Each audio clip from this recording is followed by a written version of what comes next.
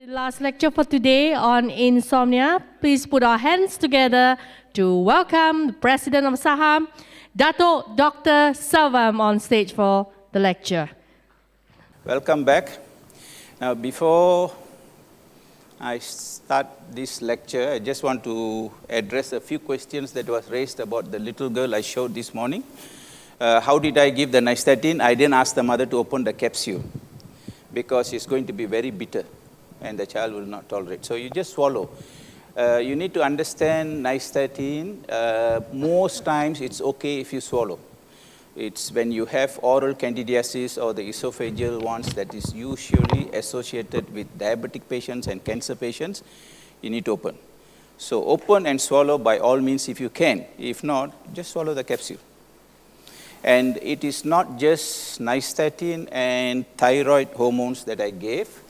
I had to give her probiotics and virgin coconut oil, and I've started using krill oil, and I see good results with krill oil, so I gave her krill oil, lots of vitamin C and glutathione precursors. And in your question, I forgot to mention this also, most of you all have written about N-acetylcysteine. That's how you answer because it's already there. But if you look at the formulations, some of the formulations that have all three precursors will work much better than N-acetylcysteine alone. It is okay if you can't afford better ones. If you can get a better formulation with all three precursors, maybe it will be a better choice. The reason is because when you use glutathione, there is one thing that you should elicit in sick people or people who needs healing, is that it should cause some kind of discomfort because it is healing. Because of the detoxification. So there will be some kind of discomfort, we call it healing reactions. So if that happens with the product, knowing that the product is 100% natural and safe, then you know that the effect of detoxification and cleansing is very deep. Then you'll see the benefits in terms of multiple health issues. That's about this morning's lecture. Now, insomnia. I spoke to you about change. Now, some changes are bad. Some changes are good and bad. Having light is good, otherwise we won't be having the conference. But having light puts people to sleep late, that is bad. Having phones is good, otherwise we won't be able to communicate with you. But having phone is the reason why many people can't get. Having rain is good. Too much rain is bad. Having the phones is the reason why there is so much of insomnia, even among youngsters, children, because of the blue light in the phone, and they are so busy with Facebook and YouTubes and WhatsApp, because there's very little communication now between humans. There's a lot of communication between humans and gadgets.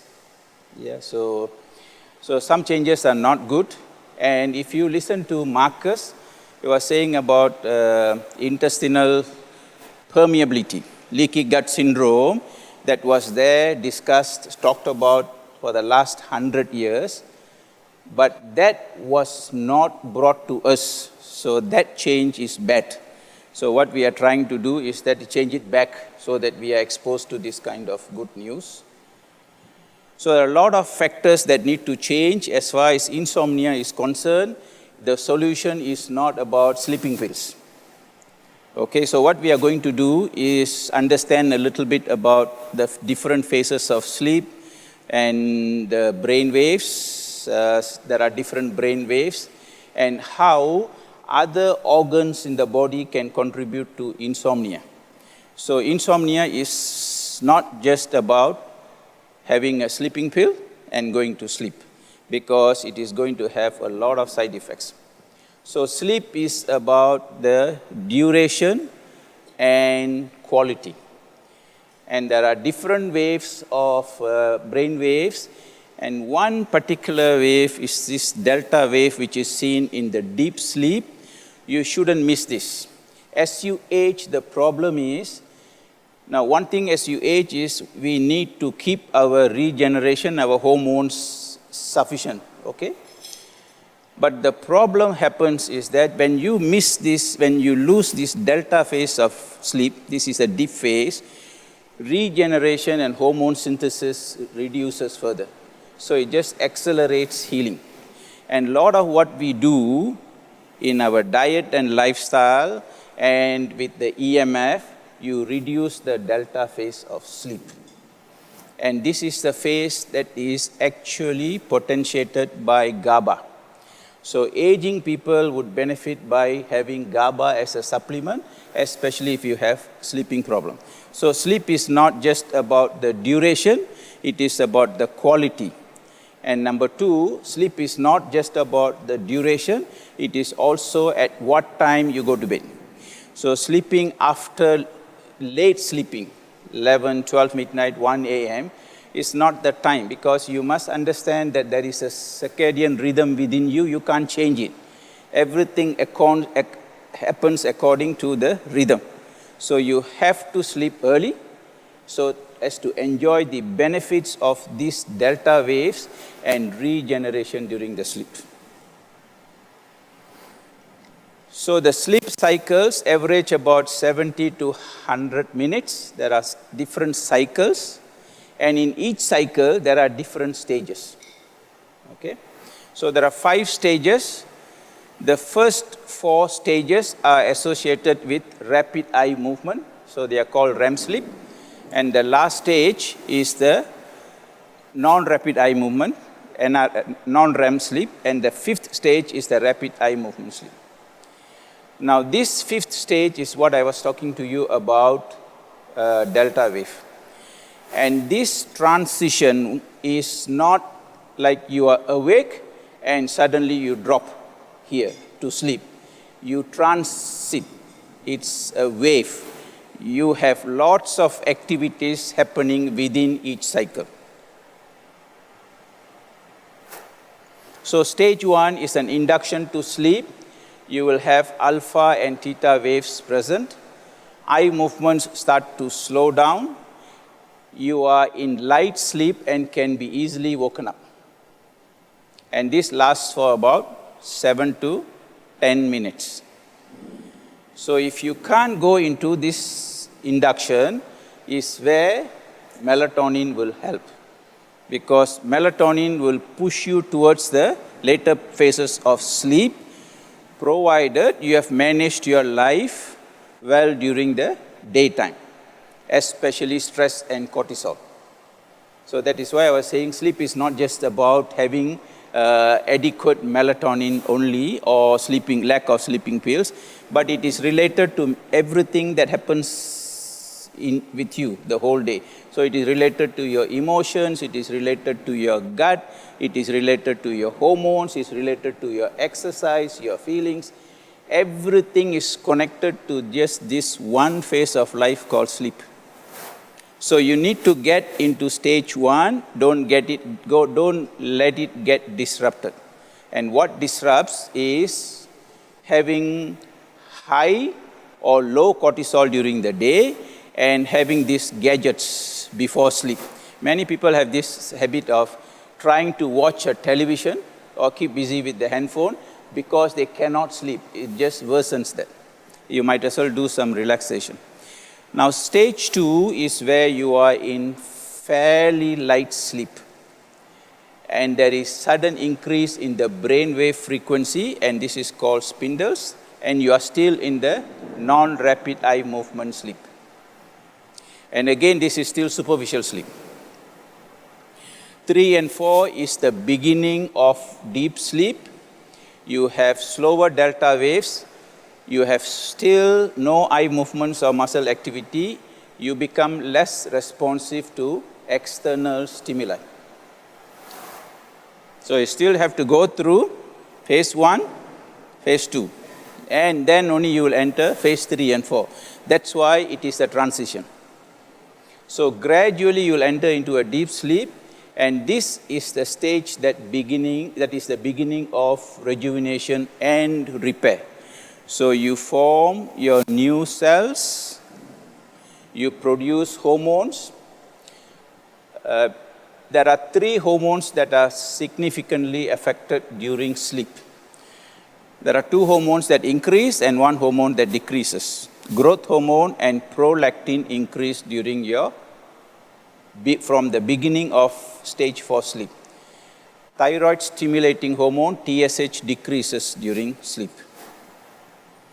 There is immune cell activation and maturation of your immune cells, and this is the time you conserve energy. So when so much is happening in this phase and in the next phase, in order for this to happen, you cannot have a lot of other metabolic activities going on in the body. So you want a system that is resting in order to heal and rejuvenate. So what does this resting means? It is your gut. So it's better you do not have a lot of food in your stomach for digestion. Digestion itself takes few hours. Then to assimilate and absorb, it will take a few more hours. So if each cycle lasts for about 6 to 8 hours, you should know exactly when and what you should eat. Having a full meal just before sleep will disrupt this. So we'll look at food before sleep. Now this is the 5th stage that completes the rejuvenation and the healing, and starts at about 90 minutes from stage 1. And this can last for up to 1 year, 1 hour, sorry. As you age, this is the phase that becomes shorter because of short delta waves. This is a time you can also see rapid eye movements. In an adult, you can have about 5 to 6 REM cycles. So each cycle lasts for 1 hour, and this particular stage 5 can last up to 90 minutes. So during this time and just before that, you have a lot of healing. So this deep sleep of 1 hour is important in each cycle. So you can have about 4 to 5 or 6. As you age, this REM cycle gets shorter and lesser. That's why we have less sleep. And when you wake up, you still feel less rejuvenated or less rested. This is also the stage of dreaming. Why it is called rapid eye movement? Because there is movement in the body. I told you just now, stage 3 and 4, there is less muscle activity. This is a stage when you have increase in the heart rate and blood pressure. It is also associated with shallow, irregular, and fast breathing. So even though you are in deep sleep, there are very important physiological functions that are happening, especially because this is a stage when you need more blood flow to the brain. So it's not that you are still, nothing much is happening. You will still have increase in heart rate and blood pressure and breathing during the stage 5 of sleep. And this is also the stage where you consolidate memory. Whatever you have learned, if you want to consolidate, you should still enjoy good 5th stage of delta sleep. So the quiet phase is the non-rapid eye movements sleep, and the active phase with dreaming is the REM sleep. So complex activities, as I mentioned about the heart rate and blood pressure and breathing, happens during sleep. So there is no stage where there is very little activity. Now REM sleep is dreaming. Your muscles are relaxed and no movements occur. It occurs about 90 minutes once. The duration may vary, and most dreams are forgotten. You have dreams, you consolidate memory, but you don't remember most of the dreams. There is another condition where people do not remember dreams. Anyone knows what is it related to? You dream, but you cannot remember. Sorry?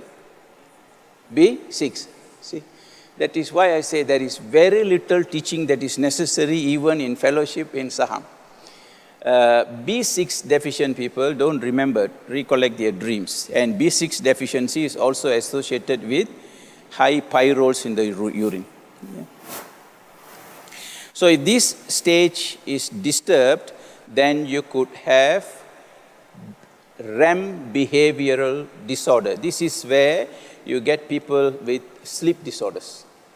So if you understand what I was saying, during this phase you need GABA because it is a neuronal relaxant. Those who produce enough GABA will have good REM sleep, stage 5, and good delta sleep. And those who have less GABA or those who have disturbed REM sleep are the ones who will have sleep disorders. Like you have nightmares or excessive movements, restless leg syndrome. Sleep disorders is associated with this. So if you have someone with sleep disorder, then you would want to think about whether they have managed their daytime activity and stress well, their cortisol levels, and their GABA levels. And melatonin, for those who are deficient also, will not be effective unless you have given them, you have also made them sufficient with GABA. You have to have GABA, you have to avoid high cortisol in order for melatonin to work. Because very often you give melatonin to patients, they'll come back and tell you it doesn't work. Am I right? It's because you have missed the other part. So sleep can be defined in different ways according to your lifestyle. You can have different timings. You can have different durations. But remember, these are all, anything that changes your circadian rhythm should be only for short term because you are involved with something. Okay? So the best is still either is monophasic or biphasic. Monophasic means you sleep during the night and you're awake during the day. Okay? But in between there is polyphasic, where you have multiple short sleeps throughout the day and shorter time spent in sleeping. All this is okay if you are sitting for exams or if you have a job, you need to complete some assignments. But for long term, it is not healthy. Okay? We attach, there are various names to different phases of sleep. The biphasic would be good, especially as you age. Here, what usually happens is you still have a good night's sleep and you get a rest, probably after lunch, a short rest. And that rest is helpful because it helps you to relax and gain your energy, helps you to digest. But the afternoon sleep should not be a long sleep. It is just a restful time. So this is biphasic, which would be good for most of us.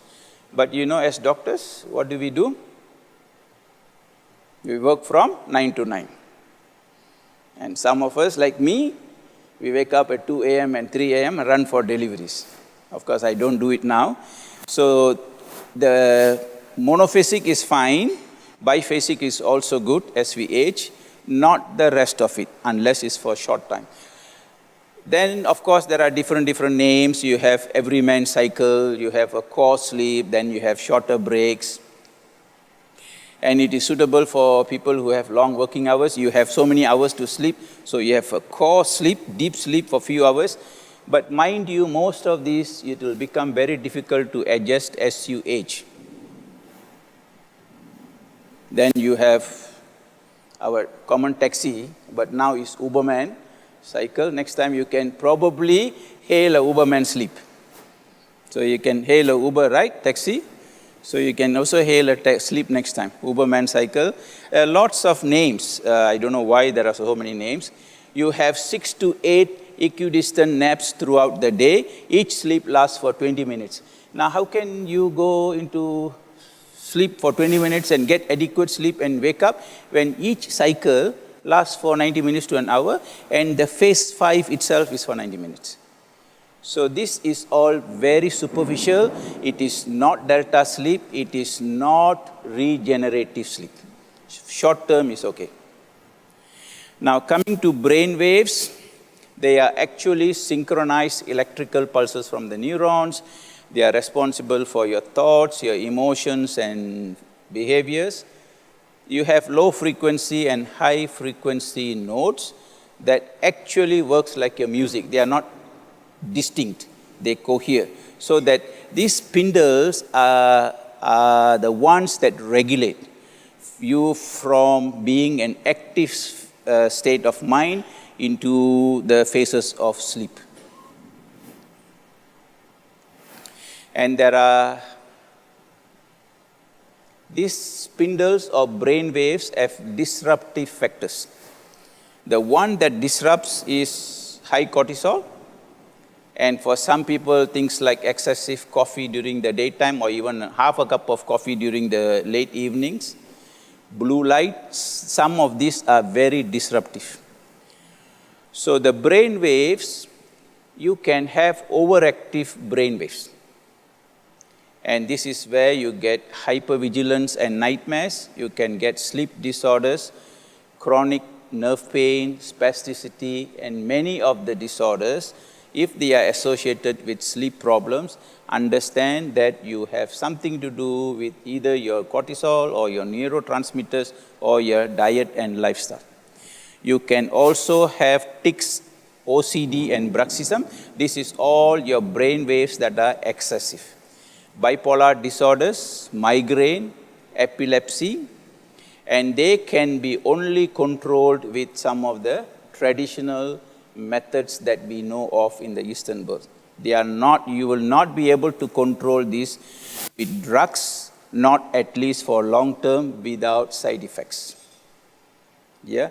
You have to have input into your brain to control those waves, so that they are synchronized in spindles, they are not disrupted, they are not too strong, they are not too weak, you have to balance. And as far as I know, there are no drugs that can do this. But traditional Eastern values have lots of help. Okay? So the brain waves, you have wakefulness and sleep. So during the wakefulness, you have alpha waves. They are individual nerve cell firing. This is what you need when you're awake. Yeah, you need to think, you need to act. They are very small and fast waves, and these waves are usually about 10 cycles per second. And in sleep, either you have the delta and the theta waves, and this is consolidation and regeneration. So they are more coordinated. They are slower and longer waves. Basically, you have the wakeful waves and waves during the sleep. So you have the theta waves in stage 1 and 2, delta waves in the deeper sleep, stage 3 and 4, lasting into stage 5. So look, now we can classify, we can go by the frequencies. The lowest frequency is seen with delta waves, 0.5 to 3 hertz. They are slow and seen in deep sleep, low frequency but can be deeply penetrating. This is the reason why you have memory consolidation and healing. They are also seen during deepest meditation and dreamless sleep. And this is the time you can suspend external awareness, healing and regeneration occur. Every culture talks about relaxation and meditation.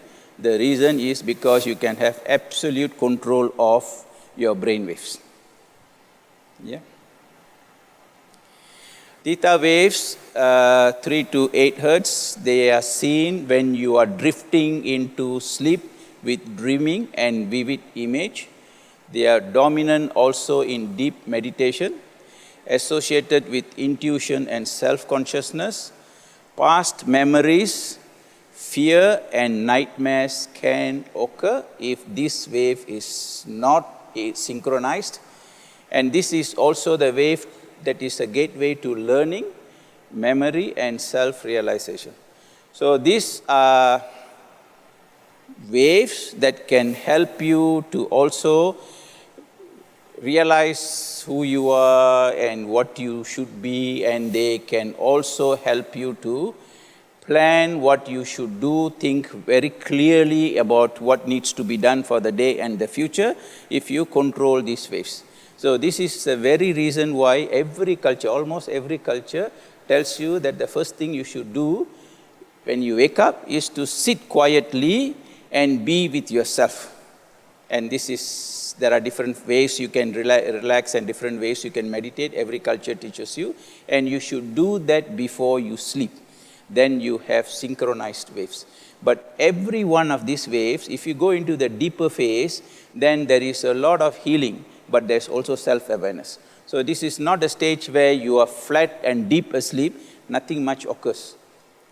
A lot of, learning can happen. Alpha waves, they are seen in the quiet, resting state of the brain, dominant during quiet thoughts. And they are seen during wakeful relaxation with eyes closed, and they are seen also in the superficial meditative state. So what we do, we usually advise if you want to sit down to meditate, you sit, relax, close your eyes, and you visualize something that is very pleasant, right? And then it's easier to just forget about yourself. That's why we say it's thoughtfulness.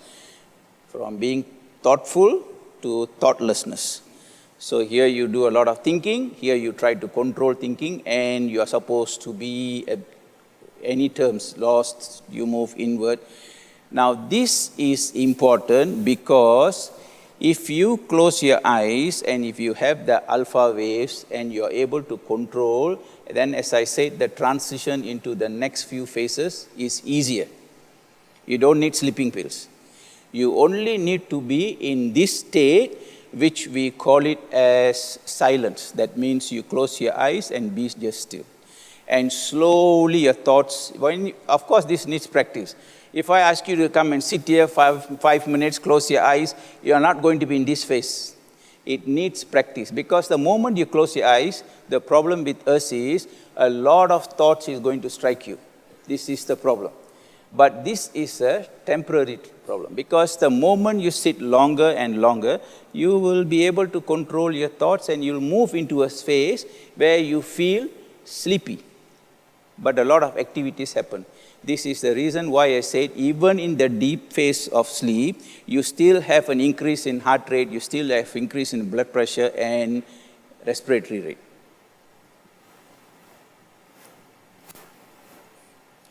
So these waves are also known as Berger waves. They are predominantly from occipital lobe, also seen in REM sleep. In the REM sleep, if you see, it is from the frontal lobe.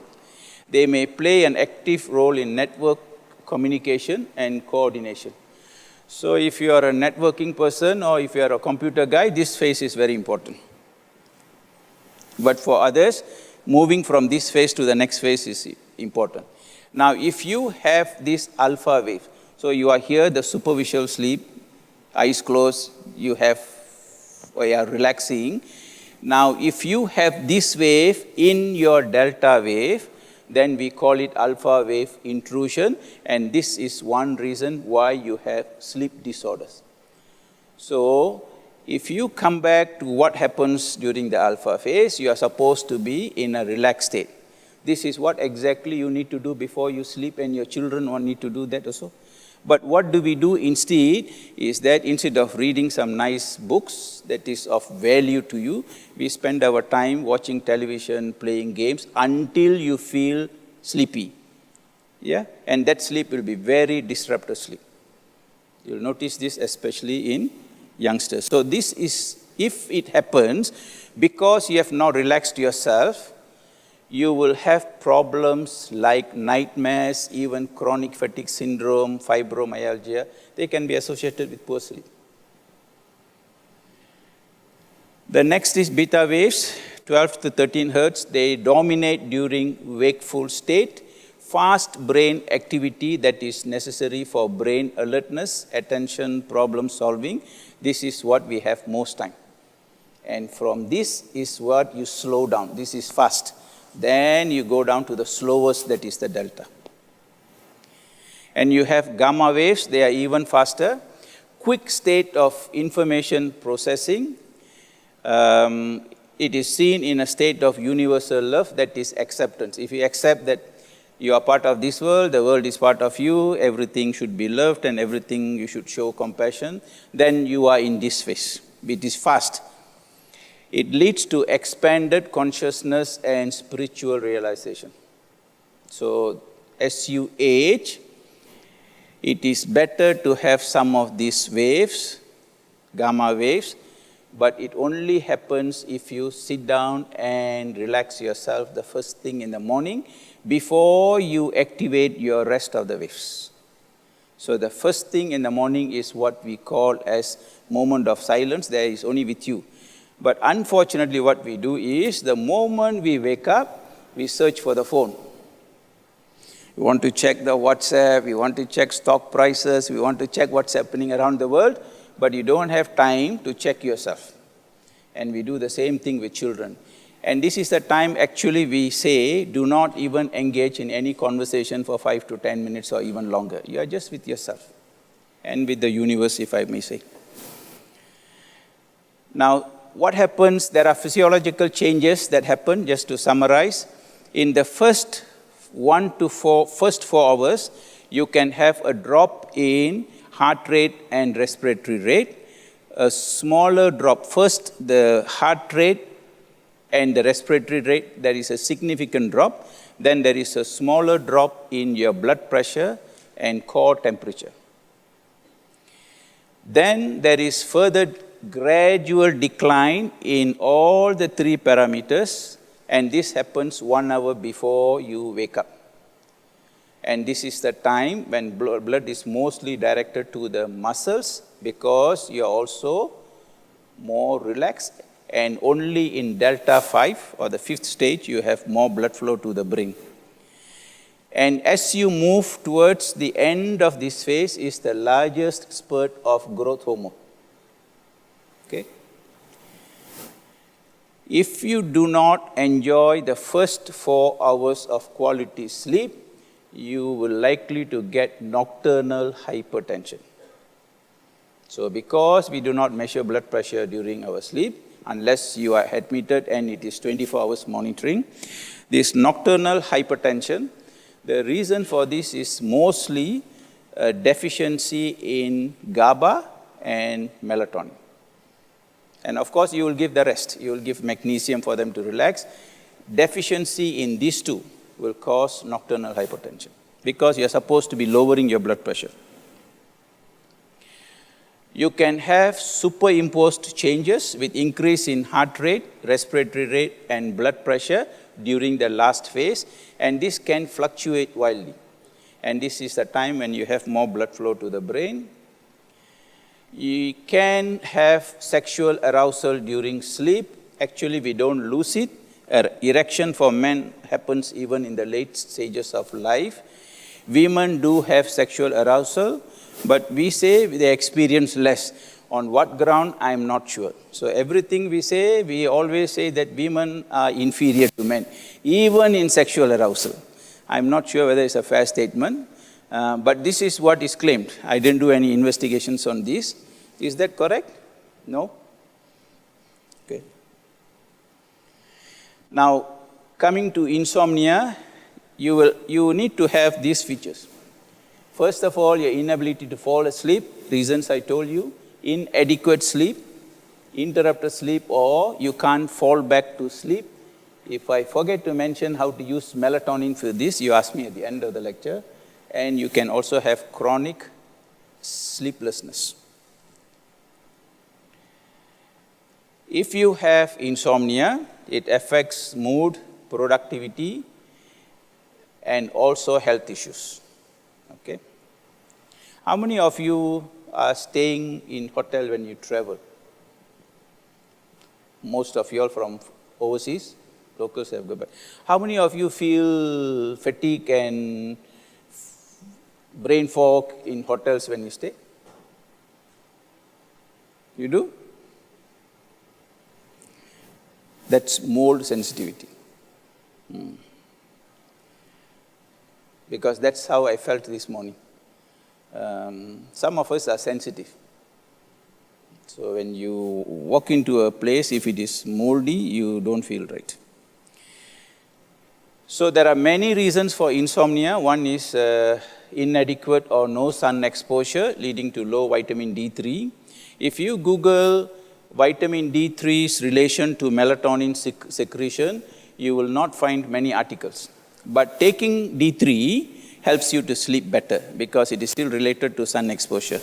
You can have low melatonin, you can have low GABA, and there are also other issues that causes insomnia. Some of the examples would be if you have antidiuretic hormone or vasopressin deficiency, you will have nocturia.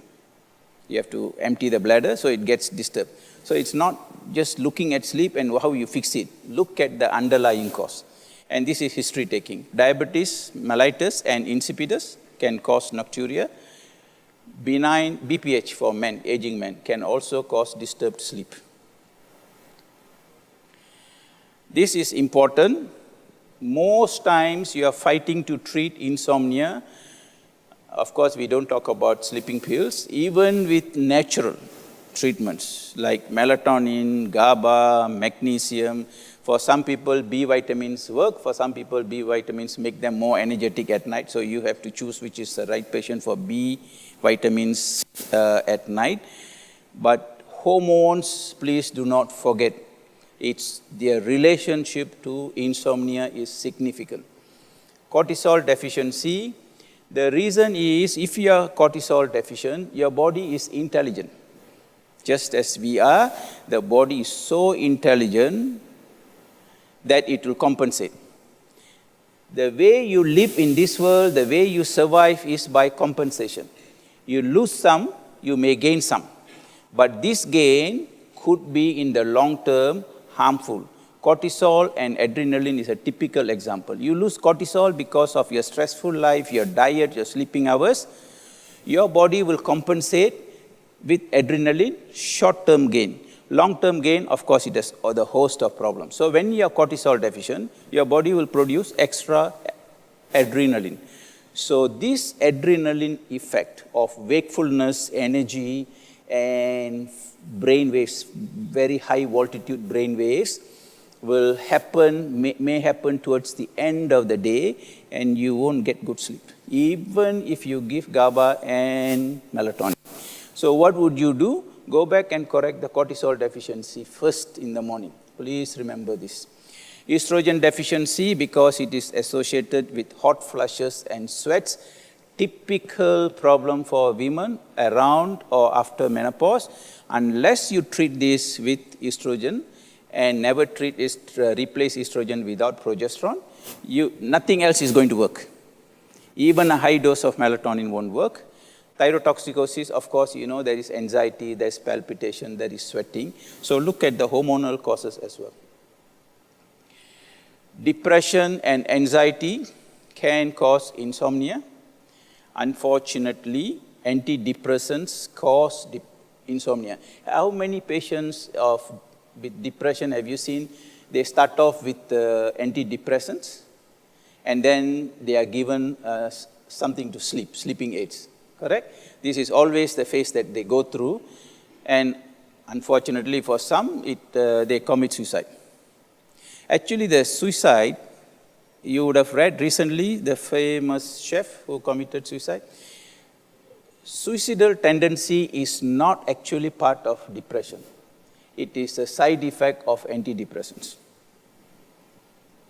Yeah. You can also have psychological disorders. What I'm saying is those who are on antidepressant will have more suicidal tendencies. It can be because of worries and grief, neurological disorders, Parkinson's, Alzheimer's, substance abuse. Depression per se, when you give someone an antidepressant, the chances of this person having suicidal tendency with the drug is more than someone who's not on antidepressants. They just make it worse, and it doesn't work. You have a much better natural alternative. Now, fullness here is wakefulness here. So you want to sleep well, keep this relatively empty. High carb diet, especially for dinner and supper. The reason is, although it is easily digested, what you have is hyperglycemia followed by hyperinsulinemia, followed by reactive hypoglycemia. When you have reactive hypoglycemia, either you feel hungry or if you're awake, you feel angry. If you're sleepy, you might be woken up by hunger. But in reactive hypoglycemia, you will have cortisol secretion. Once you have cortisol secretion, your melatonin doesn't work. So too much of carbs will cause reactive hypoglycemia, usually between 1 to 3 a.m. Excessive alcohol does that. At the same time, if you have a high protein or a heavy meal or a meal with a lot of spices, it slows down. You know the digestion is going to take a longer time. So these are the reasons that you can also have insomnia. Drugs can cause insomnia, especially antihypertensive drugs and antidepressants. Anti-anxiety drugs, the best natural anti-anxiety option is GABA. You don't need most of the patients on anti-anxiety drugs. You can switch them off gradually if you replace with natural ones. Angiotensin receptor blockers, cholinesterase inhibitors, second generation non-sedative antihistamines. So, you know, when you take histamines, you feel sleepy, so we have come up with the non-sedative antihistamines, but they keep you awake at night. What is the benefit of losing sleep and not scratching? Yeah. Statins and diuretics. A lot of hypertensive drugs, they still have a combination with diuretics, am I right? They still have. And you are not able to control the high blood pressure. The reason is because when you give diuretics, they are going to lose potassium. And hypokalemia will cause high blood pressure. So then you have to give a potassium-sparing diuretics. You might as well just give potassium, which will reduce the blood pressure. So diuretics by themselves or in combination with hypertensive drugs can cause insomnia. And so is caffeinated drugs. Caffeine, most analgesics, weight loss pills, amphetamines, alertness pills, and decongestants. So if someone can't sleep, this is history taking. Blue light, EMF. Sometimes you train your children to sleep with the lights on. It's because you think about safety. They should be sleeping in dark room from the time they are small. Yeah? And you would want to sleep with them until they are of a certain age. The earlier they go to bed, the healthier they grow up to be adults. And don't be alarmed if I tell you children should go to bed by 6:30, 7 or 7:30, young children. But does it happen nowadays? No. We go out for supper and we carry the young toddlers with us. Yeah? So children, you have to initiate this culture and habit from very young. You have heard about, where do I have a lecture? It's in vitamin D. A lot of adulthood diseases start in utero and during childhood. You are already presetting the stage for adults. So sleep is very important. If you establish good sleeping habits from young, they have less sleeping problems as they exercise, as they age. Exercising at night is not good because you want to calm yourself down. Try not to exercise after 6 p.m. But in cities, it's different. If you finish work and then you walk into a gym, you pump yourself until 10, 11 o'clock, and go and hit the sack. That's not the way to live. Alcohol, for some people, light drink will help you to relax and sleep. For some people, even this disturbs. Chronic alcoholism, of course, is going to be disturbing your sleep. And for other aspects as well. That's why we say alcohol provokes the desire, takes away the performance. So it's not just the sexual performance it takes away good sleep. You will be knocked off for a short period of time, then you wake up either feeling thirsty or you will have to rush to the toilet or it just disturbs your sleep. Excessive daytime sleepiness is also not good. Now coming to other causes, I told you it's systemic. You look at the gut, it's not just about having late meals or heavy meals or too much carbohydrate. You can have GIT problems, gut dysbiosis, simply because you have reflux, you have gastritis, you have esophagitis. That can cause a lot of sleep insomnia. And I always prefer, I don't do a lot of investigations. I just go by history, examination. If I'm convinced, or sometimes even if I'm less convinced, I would prefer to treat the gut for candidiasis first before I try to fix other things.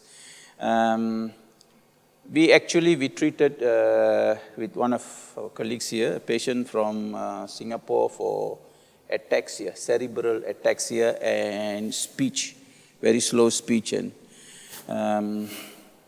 the treatment was because of a lot of gut issues. Probably she wasn't absorbing a lot of nutrients. So we fixed the gut. Of course, she's on other treatments. She goes for Ayurvedic healing, detoxification, a lot of things. She couldn't actually, she was very wobbly, ataxic, when she came.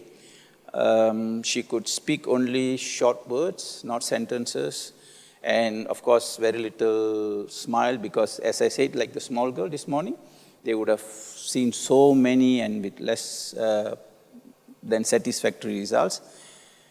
So fixing the gut and giving a lot of intravenous nutrients, because you know some people don't absorb. She's so much better, so much better. She's a lawyer by profession. She's back to work, not full-time, but back to work into teaching. And she speaks well. And the good thing is the speech improved. Recently, she went to an Ayurvedic, checked into an Ayurvedic center in India for detoxification. And after that treatment, her speech is much better. So does natural treatment help? It does wonders. So look at gut, look at diabetes as a cause, polyuria and thirst. You can have nerve pains. Diabetics, this is another cause, ischemic pains. And diabetic patients often have GIT problems, and it is often because of candidiasis. Cardiovascular causes, you all know, it can give you problems either because of the drugs or because of palpitations, muscle cramps. Renal disease, I'm just going through all the causes, almost all the causes that can contribute to insomnia. This is common. Either you have asthma, you have cough, sinusitis, allergies, and it's very difficult to get good sleep. Pain can be acute and can be chronic, worth considering, and treat the underlying cause as well. When you have pain contributing to insomnia, melatonin and GABA themselves may not work very well unless you relieve the pain, because the pain seems to override all this.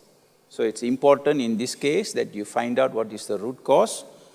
And especially if the patient is a diabetic patient, you may want to consider a high dose of B vitamins, if not at night, at least during the daytime. You may want to consider chelation. That is very, very helpful. So you have some sleep disorders. You have sleep apnea, obstructive sleep apnea. You can have snoring, restless leg syndrome, narcolepsy, bruxism, and there are quite a few more. Restless leg syndrome happens more often in women, not seen in children. It is not very uncommon, and the common reasons are folic acid deficiency, folate deficiency. Of course, you can have magnesium deficiency and all other causes. One other reason is caffeine. Okay? Caffeine can cause restless leg syndrome. And you know, caffeine, especially in poor phase 1 detoxifiers. You heard what Marcus said? You have phase 1, phase 2. Phase 1 prepares the toxins or all the drugs for phase 2. If you are slow in phase 1, your caffeine will not be detoxified. So the half-life of caffeine can be double. Instead of the usual 6 to 8 hours, it can be even be 16 hours. So a cup of coffee in the morning, you might be okay. A cup of coffee in the afternoon and evening, it might mess up your sleep. Poor phase 1 detoxifiers have insomnia when they drink coffee. You can also have periodic limb movement. This is not so friendly. Your partner will definitely not like it. Restless leg is okay. If your partner is a good sleeper, the one who snores is okay. But this, your partner will get very angry. But fortunately, it happens only for a few seconds. But the partner could get hurt. Watch. So why does this happen? I told you just now, the brain waves are supposed to be synchronized spindles. If they are disrupted or too frequent or too fast, this is the problem. And how do you control? Is what I mentioned just now. Sleep apnea is a problem. There are many reasons. The common reason that we see nowadays is because of obesity. Okay?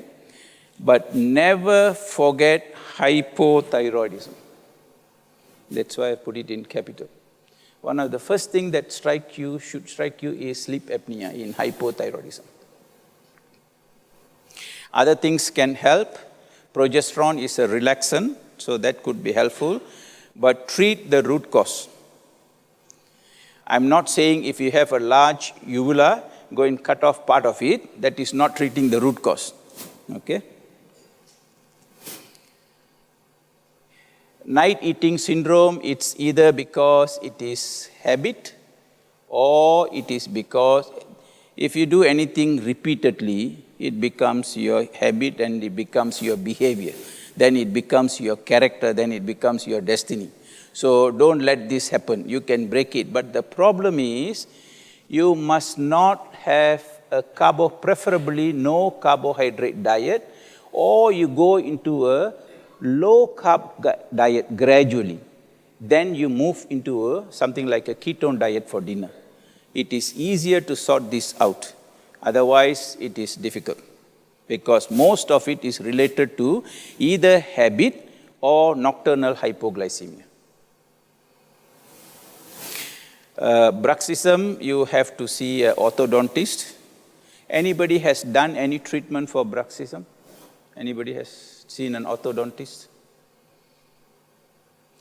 Why I'm asking is, I have seen patients who have done this, but the problem seems to be coming back, irrespective malocclusion. So you try to balance. If it is not occluded tight correctly, you try to balance by, what material is that? I forgot. So it's capped onto the tooth so that there is better occlusion, so you don't grind. But most of these, if you go back to the root cause, you know this is not resting. You still need to make this rest. So this is seen in people who are very career-minded, who are very stressful, demanding jobs. Then the opposite is snoring. Snoring can be seen in very lazy people who just don't want to do anything, eat and sleep. Of course, you snore. Then you have to, of course, look at adenoids and large uvulas, probably polyps and sinusitis. This is treating the root cause. Anatomical defects, if that is a reason, you may want to correct. Sleeping on the side helps. Weight reduction definitely helps. Okay. Now, some of these things, if you are not used to, I may sound too, what you call, Eastern view. Believe me, some of these things that cannot be sorted out with most of what I'm saying, you may want to try some acupuncture, some yoga. These things can also be of great help. You can have nightmares. This is not pleasant. Again, it is disturbed phases of sleep. You can have sleep terrors. I have not seen anybody who has somnambulism. Enuresis is common in children. commonest cause of enuresis is hypothyroidism. And how would you treat? Consider this with everything else that I've mentioned. The primary treatment would be melatonin and vitamin D3. Some people get better benefits by taking D3 during the daytime, some people just before sleep. If you are taking the oral form, take it with dinner for better absorption. If you are taking the sublingual form, take it just before sleep. So the dose of melatonin, it varies. A standard dose can vary up to 3 milligrams, sometimes more. Usually you'll do well with 0.5 to 1 milligram. I prefer the sublingual, not the oral. You have to put it under your tongue just before you sleep. Mostly, for aging people, it may have to be combined with GABA. If melatonin doesn't give you a restful sleep, combined with GABA. GABA, as I said, is a relaxant, neuronal relaxant. So you take it half an hour before you sleep, and you take your D3 and melatonin at the time you want to sleep. Make sure all the lights are off. Then what about 5-HTP? Why do we, anybody can tell me why we use 5-HTP? So if you take melatonin, you get about 4 to 5 hours, you should get 4 to 5 hours of good sleep. But if you take it with 5-HTP, also half an hour before, you will have what you call this melatonin continuities, because it is converted to melatonin. So you will have longer sleep. If you take melatonin and if you can't fall asleep or if you don't get restful sleep, then it tells you that you need to increase the dose. Because there are no known side effects, even pregnant women can take, increase the dose. If you have taken too much, then you have very deep sleep for 2 to 3 hours. Then you wake up, you will not be able to sleep. So you need to educate the patient to adjust the dose. So some people, if they have good sleep, but they wake up 4 to 5 hours, and they have enough time, they want to enjoy the morning, they want to continue sleeping, what you can do is just take half the dose. Without switching on the light, just take half the dose, put it into the mouth, and continue sleeping. They will enjoy much better quality of sleep for longer hours. You get what I mean? You take the right dose of melatonin, and you get 4 to 5 hours of sleep. If you want to sleep more, take half the dose of melatonin and continue your sleep.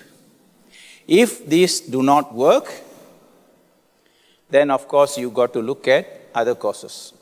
Now, these are some extra slides of melatonin. You know, melatonin is secreted by the pineal gland, which is outside the blood-brain barrier. It has multiple physiological effects on almost all organs, because this is where your circadian rhythm works and is reset. So it's very important that you have healthy pineal gland which secretes melatonin, and you don't have a lot of control over this, physiologically meaning, because it is outside the blood-brain barrier. What do you think keeps the pineal gland healthy? This is why in all traditions, all cultures, this is recognized as the third eye. Am I right? This is your meditative point. This is a third eye. This is the pineal gland, that is the third eye that has been proven by science now. And we know that controlling the health of the pineal gland, you have very healthy levels of melatonin. So what I said about being in silence, about meditation, is how this works. It just keeps your pineal gland healthy. Just like any other glands that age as you grow, grow old as we age, this pineal gland's health will also be the same. Your thyroid shrinks, your thymus shrinks, everything shrinks. So the same thing is going to happen to pineal gland. It is outside, so taking magnesium and taking omega-3 fish oil, all that is useful. But this guy is outside the blood-brain barrier. So the way to control is through your thoughts. So this is how it is secreted. You need light. In vertebrates and non-vertebrates, there's a slight difference in melatonin synthesis. In non-vertebrates, what they do is the light has immediate effect on the temperature, the sleep pattern, their behavior. Because it doesn't go through this complex mechanism where the light has to go into the retinal ganglion cells, go into the suprachiasmatic nucleus, then it goes into the paraventricular nucleus, comes into here, then goes into the cervical ganglion, then goes into the pineal gland for you to secrete melatonin. It's direct. So the changes are instant. But for us, through evolution, this is what happens. This is a pathway. There is no shortcut. The shortcut is taking melatonin. Why is this important? Light is very important. And because this is not happening to most of us and our children, you have chronic sleep problems starting from childhood onwards. So you can circumvent this by giving D3, melatonin, GABA, but you lose many other benefits of this, which you'll see in the next lecture. Okay? So it controls your sleep-wake cycles. Blood pressure regulation is very important function. Now it has got multiple benefits. It is the active neurotransmitter of light and dark cycle information, establishes your basic physiology. The secretion of melatonin can be decreased by blue lights, EMF, stress, cortisol I've mentioned repeatedly, excess alcohol, excess drugs, and it is increased by more melatonin in women. They are good sleepers. That you should give them credit. Why do they produce more melatonin? Anybody can tell me? Why women produce more melatonin? This is a fellowship question. I give you the question now, but you give me the answer. Why do women produce more melatonin? No? Find out, because I haven't found the answer myself. Please tell me if you find the reason why. Daytime exercise can increase melatonin. Do not exercise after 6 or at least after 7 p.m. Fasting is a good way of increasing melatonin. Fasting has numerous benefits. I'm sure all of you all by now, you should be aware of this. The highest level is between 12 midnight and 6 a.m. Physiologically speaking, most of the healing and rejuvenation happens between 12 midnight and 3 a.m. This is the reason why you need to go to bed early. So sometimes when you tell your patient all the healing happens between these 3 hours, you go to bed, they'll tell you, never mind, it's okay, I go to bed at 11:55 because you said 12 o'clock. I go to bed at 11:55. Will it work? It won't work, because you still need to go through the transition induction phase 1, 2, 3, 4, and then only phase 5. If not, you go from the 11th floor and jump to the ground floor. You have to go through. This is the reason why we say go to bed early. As you know, melatonin is one of the most powerful antioxidant molecule that your body produces, because it's produced when you go to bed early and in your sleep, helps you to sleep. You need to have good sleep. And this antioxidant neutralizes many types of free radicals. It enhances the effectiveness of other antioxidants. That means it can reduce the oxidized antioxidants. Twice as powerful as vitamin E, the most powerful lipophilic antioxidant. The next one would be alpha lipoic acid.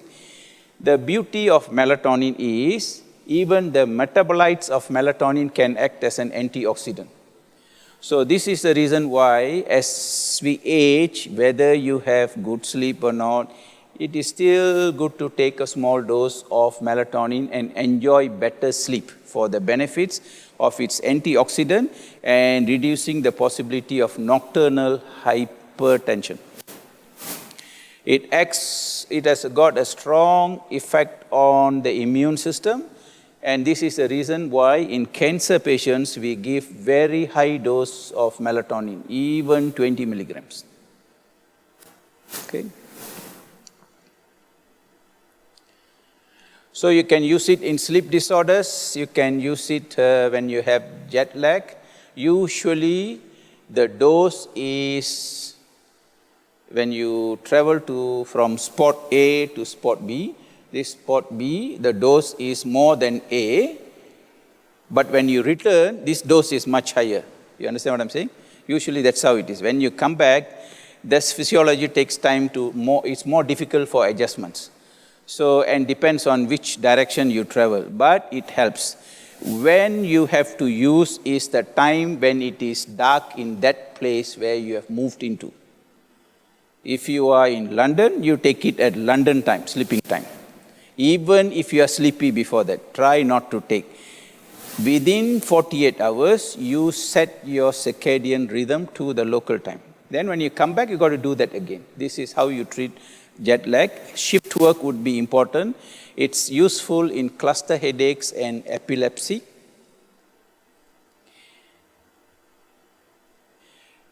Melatonin helps you to protect from ionizing radiation. So having good level helps.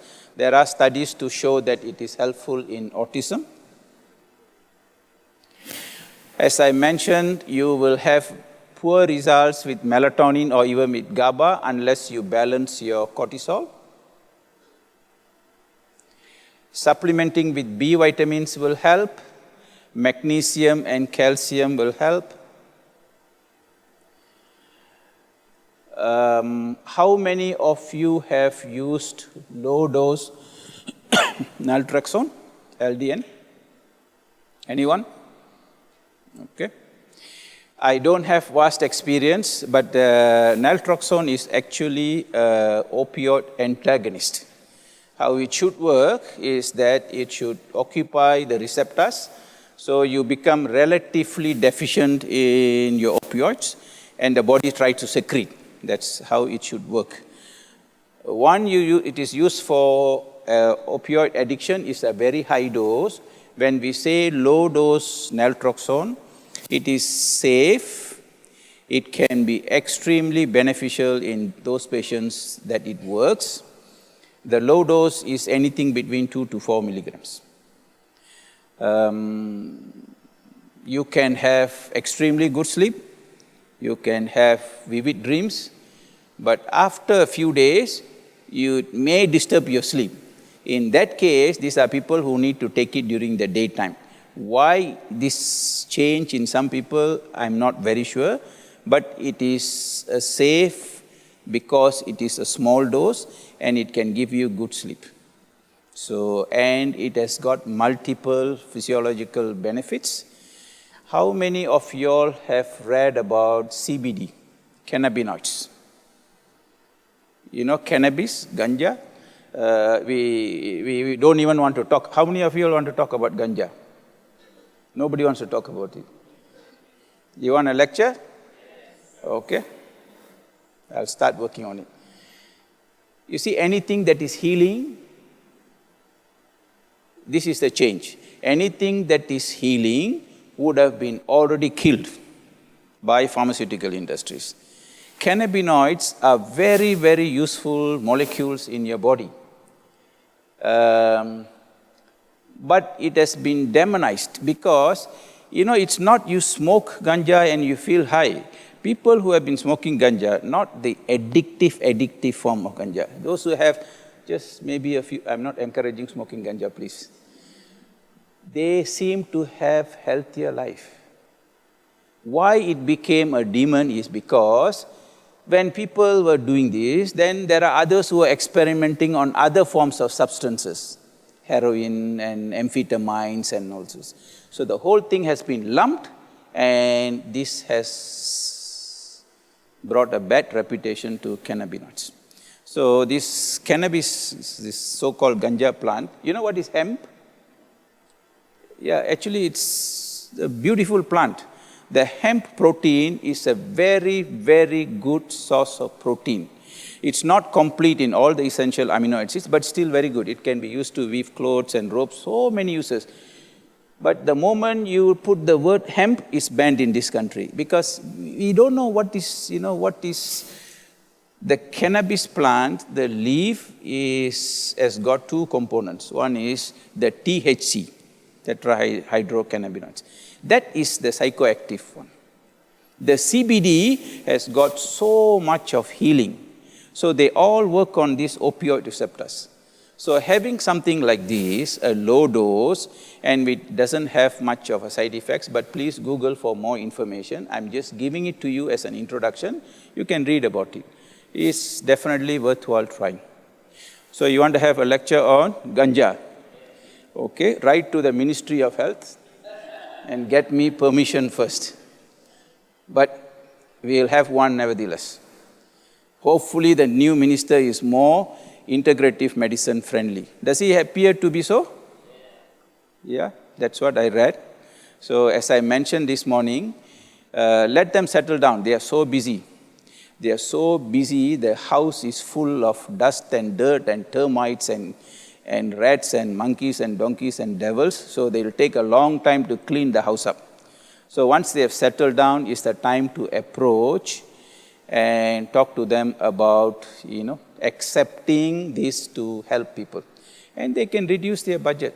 Building hospitals and increasing healthcare budget will never be the solution. And this is the reason why I always believe that those who believe in healing, those who believe in teaching and sharing the knowledge and helping people around you, your patients, we all should be united. But unfortunately, for a small country in Malaysia, we have too many societies that talk about integrative medicine. Too many. This is not healthy. I've never believed this.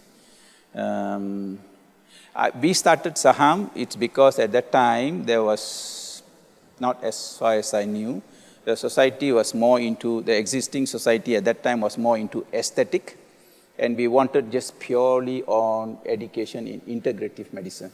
But since then there have been other societies, but I wish they all can come under one umbrella.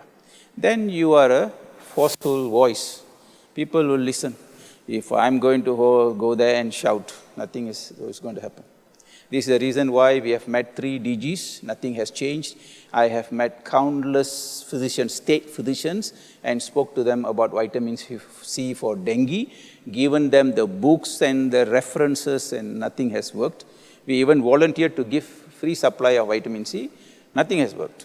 But people still suffer dengue, people still die from dengue, and the ministry is still spending millions of ringgit in treating infectious diseases, when simple molecule can do.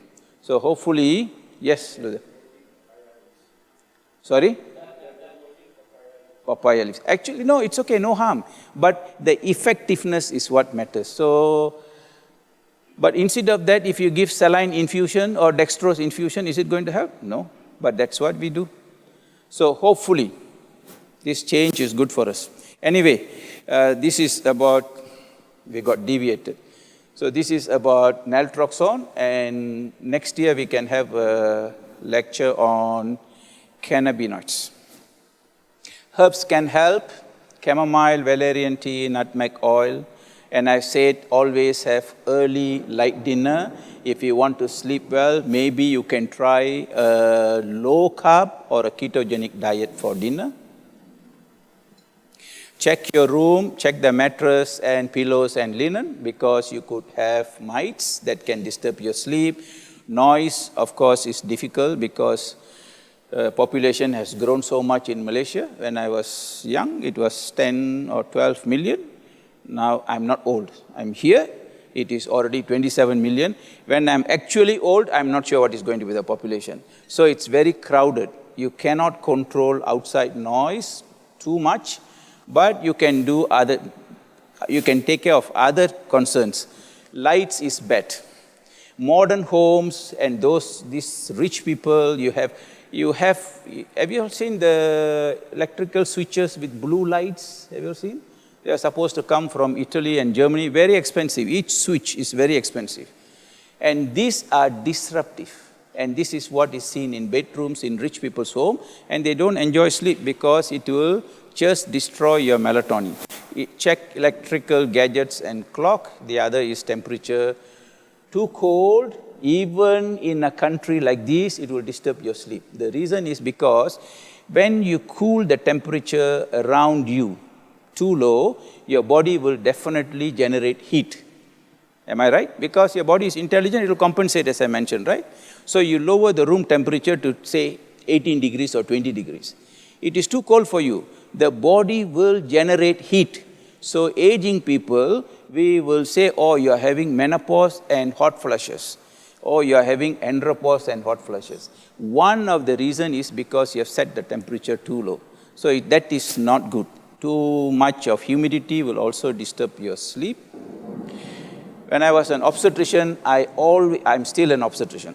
I'm still a gynecologist. I still see a lot of antenatal patients. That's my passion. But when I was practicing actively obstetrics and gynecology, I have to sleep with my phone next to me. Not only this phone, I have to make sure my house phone is working, because you don't know when the calls will come. That disrupts your sleep. So I have no gadgets now. No iPads, no phone. I don't care where they are as long as they are not inside the bedroom. Make sure this is important in your children's bedroom. It's very important.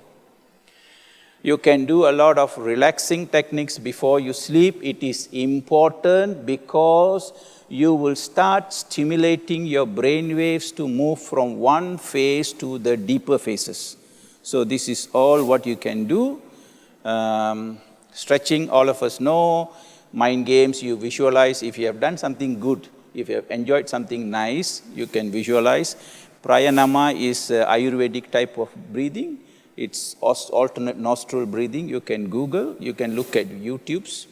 You can do slow, deep abdominal breathing, very relaxing. Most of us breathe wrongly. We use our chest. How many of you do unconsciously? How many of you do abdominal breathing? Anybody has tried this? No? You should. Have you seen the dogs and cats and all the animals, how they breathe? Abdomen is the one moves. Do their chest move? No. Your chest shouldn't move during breathing. It's your abdomen. Because when you breathe in, the abdomen should come out. Only then your diaphragm can go down.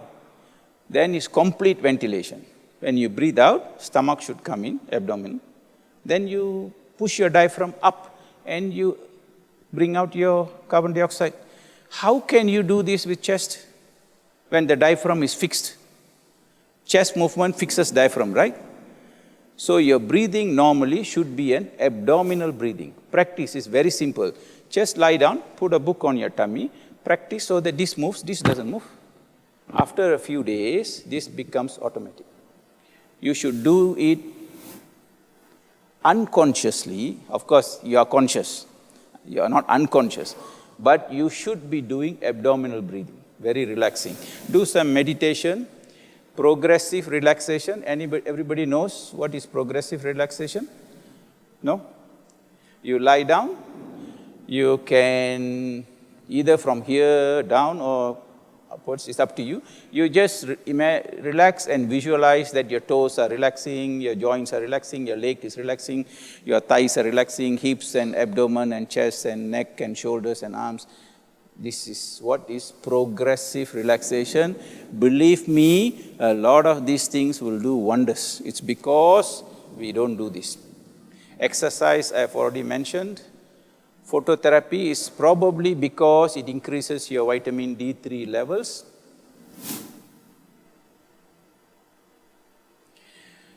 Sleeping pills, anybody's favorite? No?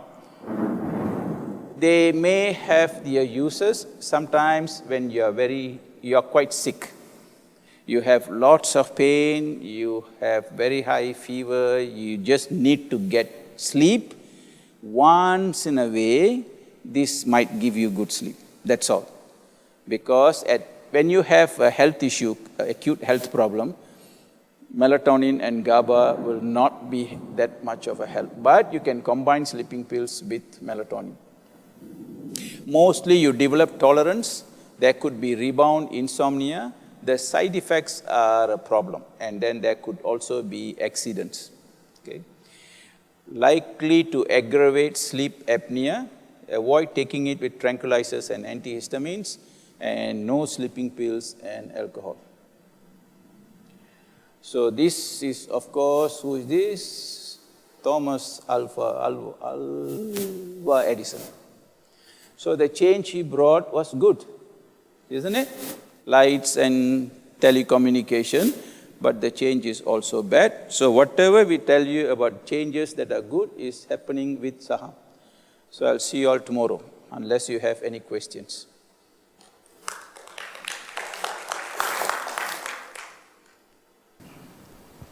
Yes?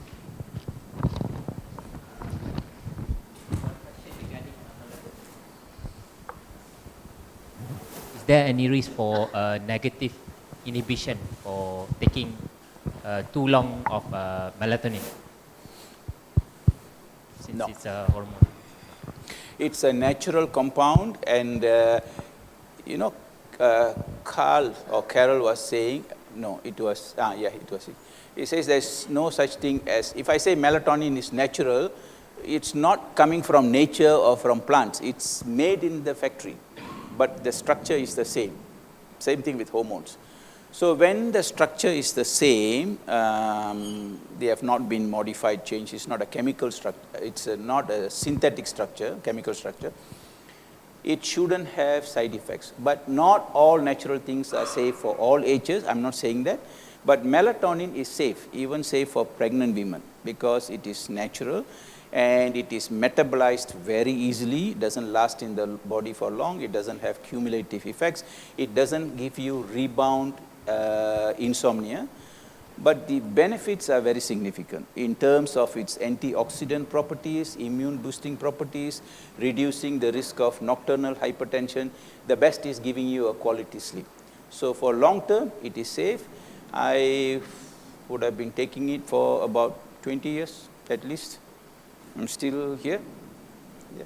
This is still working, I think. But some of you have, the way you all have answered the question, you all ask questions with other speakers as well, I see. I think very soon, some of you have to be here.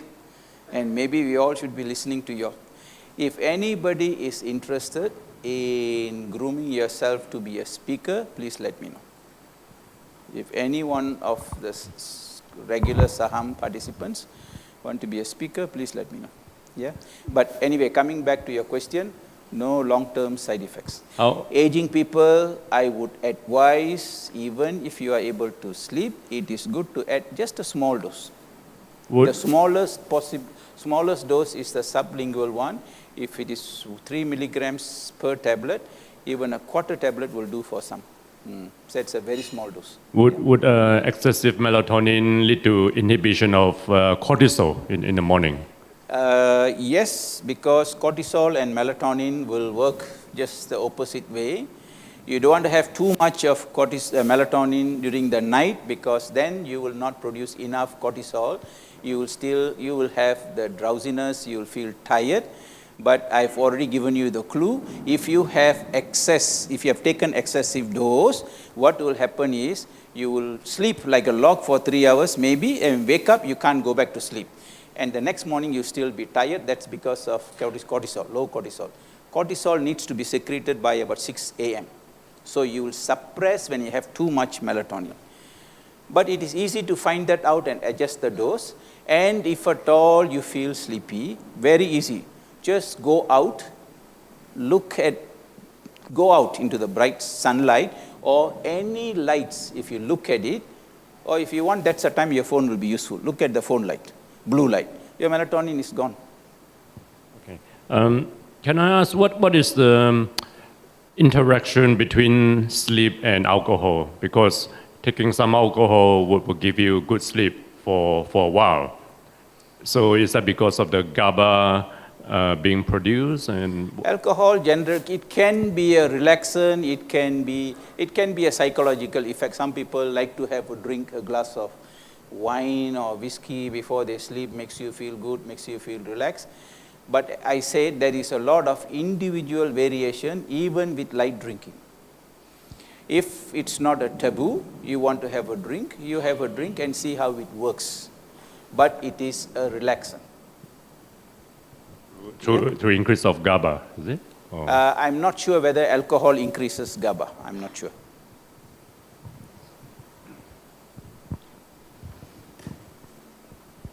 Okay, thank you very much. I'll see you all tomorrow.